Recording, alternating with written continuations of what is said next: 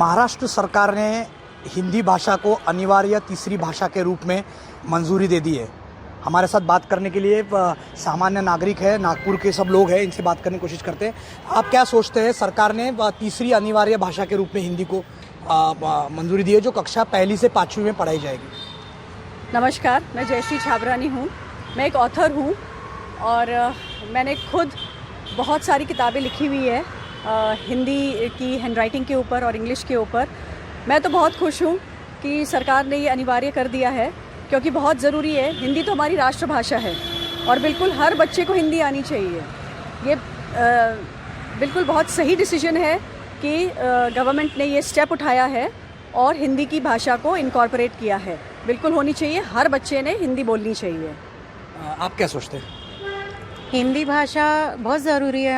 हिंदी हमारी राष्ट्रभाषा है और सिर्फ राष्ट्रभाषा नहीं, ये हमारे भारत की आत्मा है। आप उससे उसकी आत्मा कैसे छीनोगे? हिंदी आनी ज़रूरी है।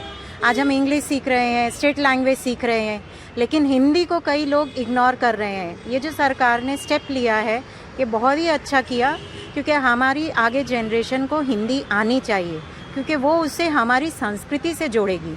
हमारा जो कल्चर है, हमारा इतिहास है, हमारा संविधान है, सब से हमको कनेक्ट करता है। हमारा राष्ट्र लैंग्वेज वो है हिंदी, तो हिंदी आना बहुत ज़रूरी है।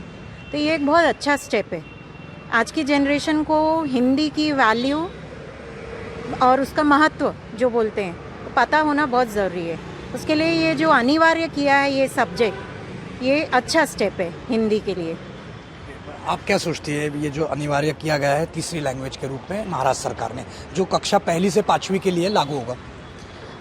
बहुत ही अच्छा स्टेप है, क्योंकि इससे क्या होगा, जैसे बाकी लोगों ने कहा कि हमारी संस्कृति को जोड़ेगा।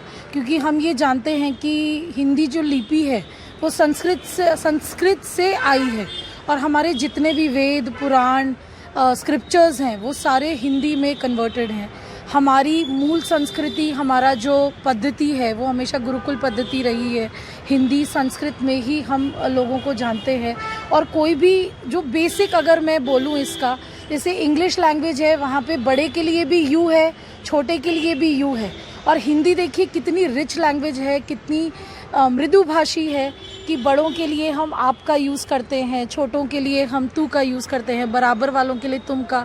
तो एक अच्छा सा सेग्रीगेशन है कि कैसे हमको इसको यूज़ करना चाहिए, बड़ों का कैसे आदर करना चाहिए। तो ये हमको बचपन से लेके बड़े तक, हम जब गिरते हैं, चोट लगती है, हमारे मुंह से हे माँ ही निकलता है, हमारे मुंह से ओ गॉड नहीं निकलेगा, क्योंकि हमने बचपन से वही। और दूसरी सबसे महत्वपूर्ण बात है कि एक जब हम डायलेक्ट्स में बात करते हैं या इंग्लिश में बात करते हैं, कम्युनिकेशन बैरियर्स आते हैं। तो एक यूनिफॉर्म लैंग्वेज जो हिंदी एस्टैब्लिश हो रही है वो बहुत नेसेसरी है। इससे कम्युनिकेशन गैप्स नहीं होंगे। हम जो बोलना चाह रहे हैं वो सामने वाले पर क्रिस्प पहुंचेगा, क्लियर पहुंचेगा। तो इससे जो कम्युनिकेशन लॉस होता है, कम्युनिकेशन गैप्स होते हैं, बैरियर्स क्रिएट होते हैं, वो नहीं होंगे। तो सरकार ये हमें निरंतर ये दिखाती जा रही है कि उनका विजन कैसा है।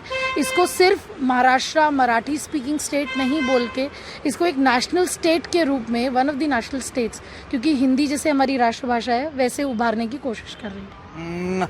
आप क्या सोचते हैं कि सरकार ने जो फैसला लिया है उसके बारे में क्या कहेंगे? जैसे सबने कहा कि हिंदी हमारी राष्ट्रभाषा है, तो हिंदी तो सबको आनी चाहिए। हम हिंदी, और महाराष्ट्र का ये विदर्भ जो बेल्ट है, ये पहले सीपीएन बेरार में था, तो ये हिंदी भाषिक बहुल एरिया था, फिर ये महाराष्ट्र में जुड़ा है। लेकिन इसी के साथ में सरकार ने ये भी देखना चाहिए कि महाराष्ट्र के आज कई हिस्से, कई स्कूल्स और कई ऐसे स्टूडेंट्स हैं जो ग्रामीण क्षेत्र से आते हैं, और ग्रामीण क्षेत्र में बच्चों को आज ठीक से मराठी बोलने भी नहीं आ रही। मराठी स्कूल्स के आज एडमिशन्स नीचे हो रहे, इसमें एक और लैंग्वेज हिंदी उन्होंने एडमिशन कंपलसरी की हुई है। इसका बर्डन कहीं उन बच्चों पे न जाए जो हिंदी या इंग्लिश सीखने का प्रयास कर रहे हैं। लेकिन एक कदम है कि एक भाषा का और ज्ञान बढ़ता है, लेकिन साथ में इसका असर उनकी पढ़ाई या इस पर ना पड़े, इसके तरफ भी सरकार ने ध्यान देना चाहिए, विशेषकर से ग्रामीण इलाकों में। शहर के बच्चे तो ठीक है भाषा को कोप अप कर लेंगे, लेकिन जो ग्रामीण भाग के बच्चे हैं जहाँ स्कूलों में टीचर्स बहुत कम है, एक है दो टीचर्स पे पूरी स्कूल चलती है, इंफ्रास्ट्रक्चर नहीं है, वहाँ का भी थोड़ा ध्यान में रखना चाहिए।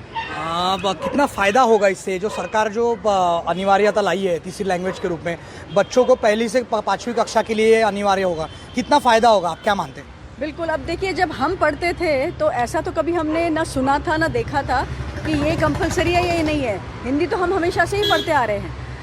हम भी स्टेट बोर्ड में ही पढ़े हुए हैं, टाटा पारसी स्कूल में पढ़ते थे। वहाँ पे बिल्कुल हिंदी एज अ सब्जेक्ट हमने पूरा समय पढ़ा हुआ है। और बड़ा सरप्राइजिंग है कि ये भी हो रहा है कि ये ऑप्शन में होना चाहिए या नहीं होना चाहिए। 100% होना चाहिए। जिस तरह से इंग्लिश लैंग्वेज एक कॉमन लैंग्वेज है ऑल अक्रॉस द वर्ल्ड, तो ये बिल्कुल एक कॉमन लैंग्वेज होनी चाहिए हमारे देश में, जहाँ से हम सभी पहचाने जाएंगे कि हम हिंदुस्तानी हैं। तो ये बिल्कुल 100% बहुत अच्छा डिसीजन है और इसमें कोई दो राह नहीं होने चाहिए कि ये इसमें कुछ आपको चॉइस दी जाए। आप क्या सोचती है, ये अनिवार्यता की गई है, बच्चों को कितना फ़ायदा होगा, क्या लगता है?